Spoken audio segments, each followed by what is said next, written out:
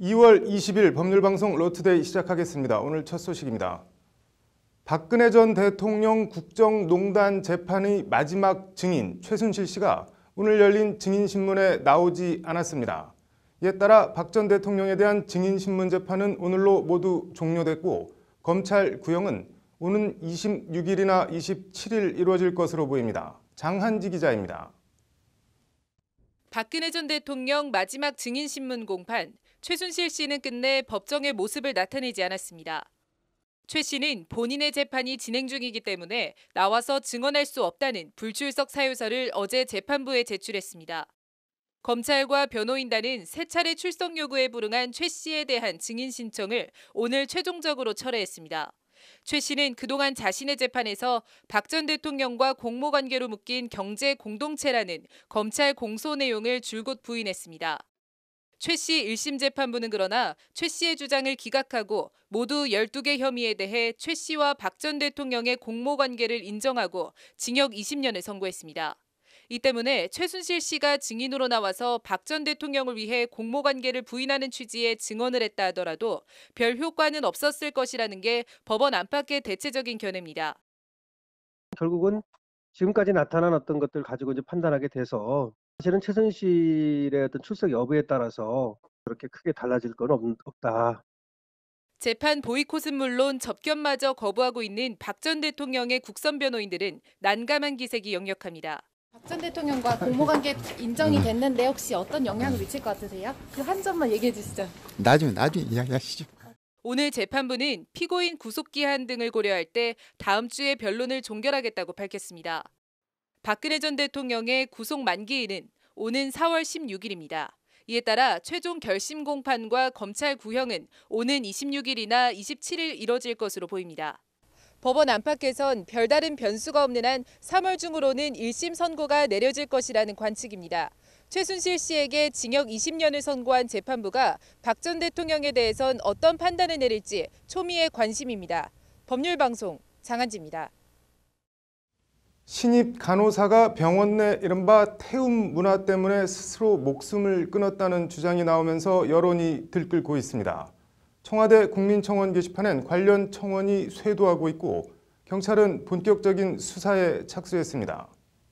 병원 내 고질적 태움 문화, 법적인 대응 방안이나 처벌은 어떻게 되는지, 근본적인 해결책은 없는지, 신세아 기자의 심층 리포트입니다. 오늘 오후 청와대 국민청원 게시판입니다. 병원의 선후배 간호사 간 과도한 위계 질서와 가혹한 교육을 뜻하는 태움 관련한 청원이 수십 건 올라와 있습니다. 태움은 제가 될 때까지 태운다는 표현에서 유래한 일종의 간호사 은어입니다. 글자 그대로 완전히 제가 되어 소진될 때까지 신입 간호사를 괴롭히며 가르치는 방식을 말합니다. 선배 간호사들이 교육을 빙자해 이 태움이라는 행위를 했을 때 법적인 처벌이나 쟁점은 어떻게 될까요? 일단 태움 행위 양태에 따라 형사적으로는 모욕이나 협박, 명예훼손이 적용될 수는 있습니다. 그러나 실제 형사처벌까지 혐의 입증이 쉽지만은 않습니다. 예를 들어 집단 따돌림이나 임신 순번제 강요의 경우도 상식적으로는 납득이 잘 안 가지만 이를 법적으로 제재할 근거는 사실상 없습니다. 태양에 맞게 이게 행위가 있어야 되는 구체적으로 거군요. 예, 그렇죠. 무엇보다 좀 더 이거를 모든 거를 어떤 잘못이 있다고 모든 것이 형사처벌로 다 규정되어 있는 건 아니에요. 가해자들을 상대로 손해배상 소송 등 민사적으로 대응하는 방안도 있습니다. 이 경우에도 태움과 정신적 고통 피해 사이 인과관계 입증이 관건입니다. 사실은 이 개개인한테 손해배상 청구를 하는 건 생각보다 상당히 어려워요. 네. 만약에 제가 개인적으로 손해배상 청구를 하면은 내가 모든 인과관계를 증명을 해야 되지만 관리 책임을 물어 병원을 상대로 손해배상을 청구하는 방안도 있습니다. 그러나 어렵게 병원 책임이 인정된다 해도 그 범위는 제한적입니다.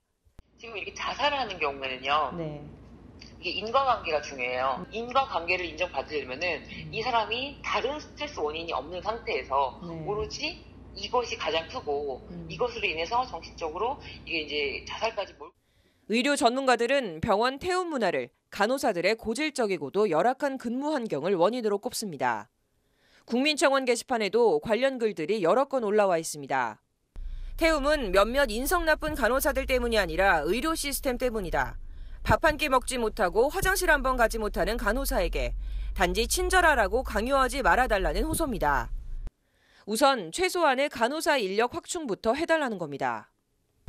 실제 OECD 조사에 따르면 간호사 1명당 담당 환자 수는 미국 5명, 일본 유럽은 7명에서 8명 선인데 비해 우리나라는 15명으로 일본 유럽의 2배, 미국의 3배에 달하는 것으로 나타났습니다.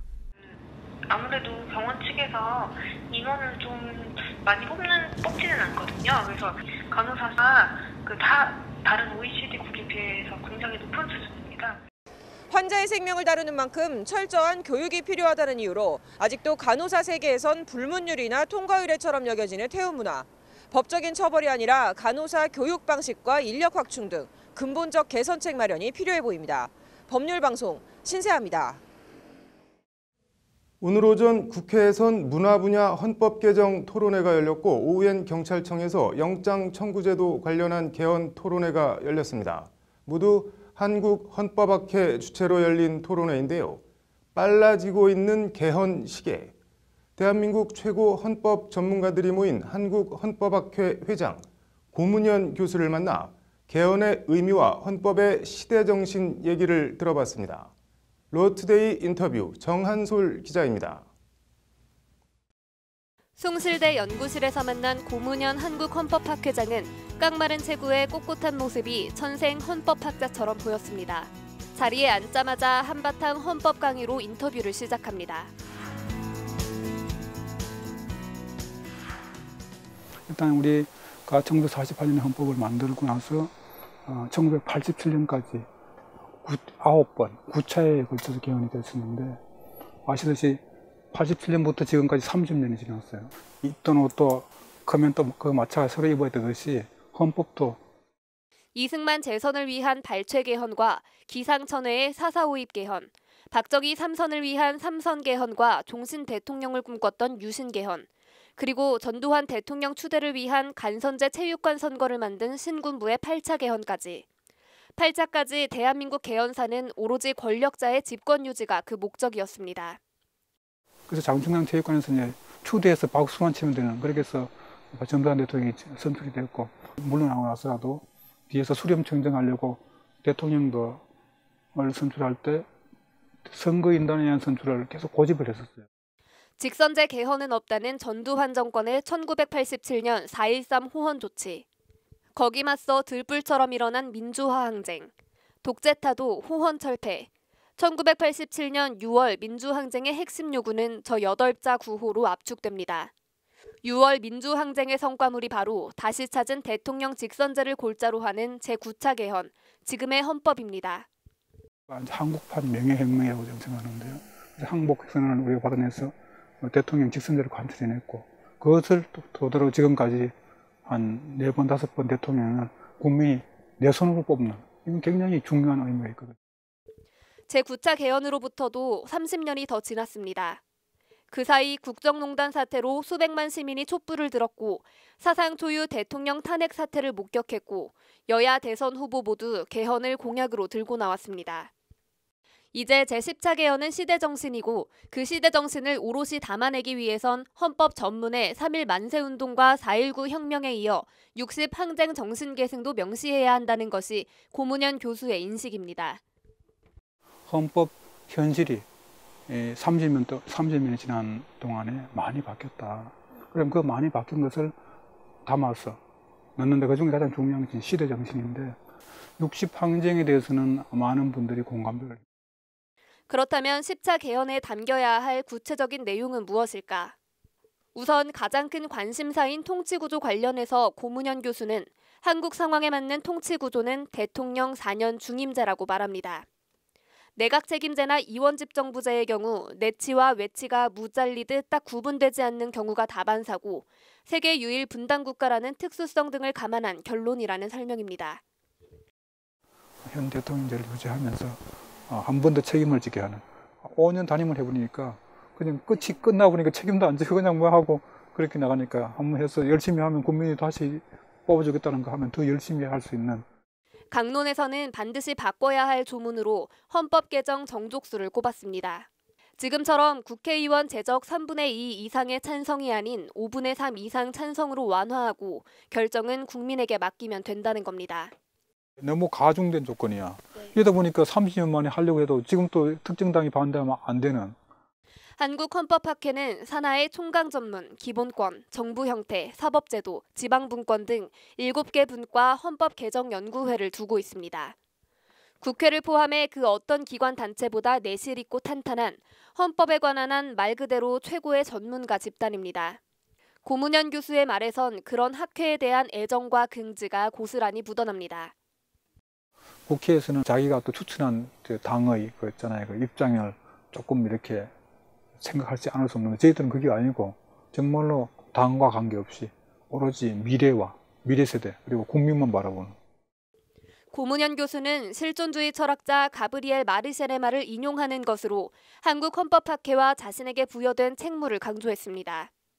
언젠간 자기가 죽는다는 사실을 알면서도 죽는 바로 그 순간까지 무언가 그 사회를 위해서 의미 있는 일을 하려는 그 진지한 몸부림에 인간의 존엄이 있다. 그 말에 제가 감동을 받았습니다. 헌법은 우리를 지켜주는 수호천사라는 말로 헌법의 의미와 중요성을 정리하는 것으로 고문현 교수는 인터뷰를 정리했습니다. 한국헌법학회는 다음 달 초에 제10차 개헌 초안을 제시할 계획입니다. 당리도, 당약도 초월했다는 헌법은 시대 정신의 반영이라는 고문현 회장이 이끄는 한국헌법학회가 내놓을 개정헌법에 어떤 내용이 담길지 주목됩니다. 법률방송 정한솔입니다.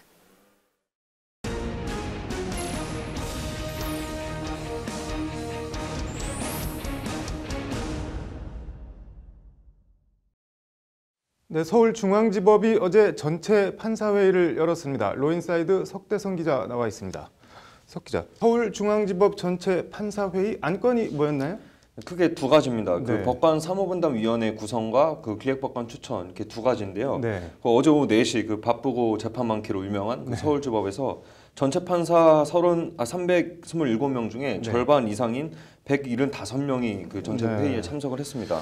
그만큼 뭐 판사들 관심 사안이라는 건데 먼저 법관 사무분담위원회 얘기부터 해볼까요? 사무분담, 뭐 어떤 사무를 어떻게 분담한다는 건가요? 예, 그 판사들이니만큼 그 주 업무인 재판 업무 분담 관련입니다. 네. 법원 재판사무 처리규칙에 따라서 지금까지는 그 어떤 판사가 민사 재판을 맡을지 아니면 뭐 형사 재판을 맡을지 그 말도 많고 탈도 많은 영장 전담 판사를 누가 맡을지 이런 거를 이제 모두 각급 일선 법원장이 맡았었습니다. 인사가 만사라고 그러다 보니까 이제 판사들은 법원장 눈치를 이제 볼 수밖에 없고 이제 법원장이 마음에 안 드는 이제 특정 판사는 재판 업무에서 배제시킬 수도 있는 그런 구조라서 법원 내에서는 그동안 이제 말들이 많던 오래된 얘기입니다. 그래서 이걸 뭐 앞으로 어떻게 하겠다는 건가요? 일단 기본적으로는 법원장 재량으로 해오던 그 법관 사무분담을 앞으로 이제 위원회를 만들어서 재판부를 이제 증설하거나 또 폐지하거나 판사를 배치하거나 이런 걸 이제 민주적으로 시행하겠다는 겁니다. 네, 위원회라고 하면은 위원 구성은 어떻게 되나요? 일본이 직급별로 되게 고르게 구성이 됐는데요. 일단 부장 판사와 단독 판사, 그다음에 합의부 배석 판사 이렇게 직급별로 각 2명씩 이제 6명이 구성이 됐고 추천이 됐고요. 여기 이제 민사 제1, 2 수석부장 판사랑 그 형사 수석 판사 등 총 9명이 이제 활동을 하게 됩니다. 서울중앙지법이 이제 전국 최대 규모의 법원인 만큼 법관 사무분담위원회는 이제 각 전국적으로 이제 각급 지방법원과 고등법원으로 확산이 될 것으로 보이는데요. 김명수 대법원장발 법원 민주화 바람이 일선법원에서 가시화되고 있는 것 같은데 기획법관 이건 또 뭔가요? 기획법관은 이제 법원장 지휘를 받아서 각종 행정 사무를 처리하는 업무를 맡고 있습니다. 쉽게 말하면 이제 종전 그 대법원장의 법원 행정처처럼 그 각급 법원장들의 지시 사항과 명을 이제 전달을 하고 이행 여부를 파악하는 그 법원장의 수족으로 보시면 될 것 같습니다. 그래서 이걸 뭐 어떻게 하겠다는 건가요? 이 기획법관도 그동안 이제 법원장의 손발 역할을 해온 만큼 이제 법원장들이 직접 임명을 했는데요. 앞으로는 이제 기획법관도 사무분담위원회에서 그 후보자들을 추천하겠다는 겁니다. 그래서 서울중앙지법에서 어제 4명의 판사가 후보로 추천이 됐는데 그 2명은 이제 고사했고 사법연수원 33기와 35기 판사 2명이 이제 추천 후보에 올랐습니다. 민중기 법원장은 이 중에 이제 1명을 그 기획법관으로 이제 선정하게 됩니다. 뭐 기획법관을 포함한 판사 인사권 차포를 다 떼주겠다는 거네요.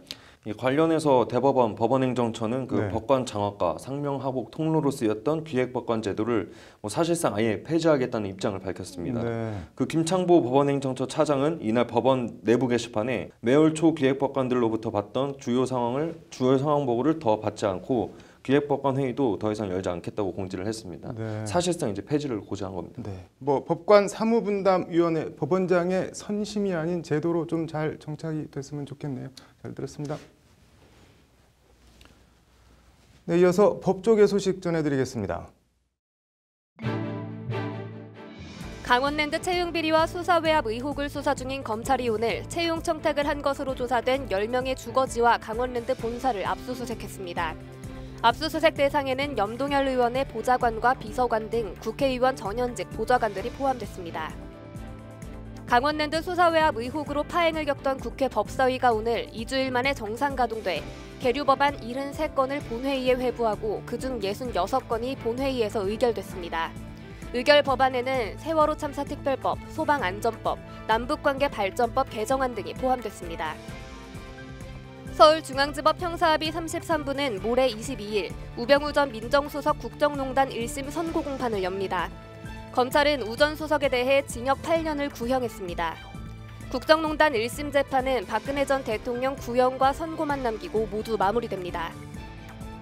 대법원은 오늘 전원합의체 공개 변론을 유튜브로 생중계하기로 했다고 밝혔습니다.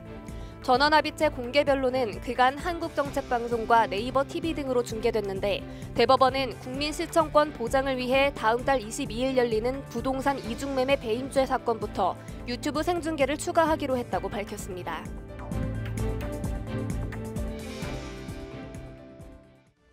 (2월 20일) 법률방송 로투데이 마치겠습니다. 시청해 주셔서 감사합니다.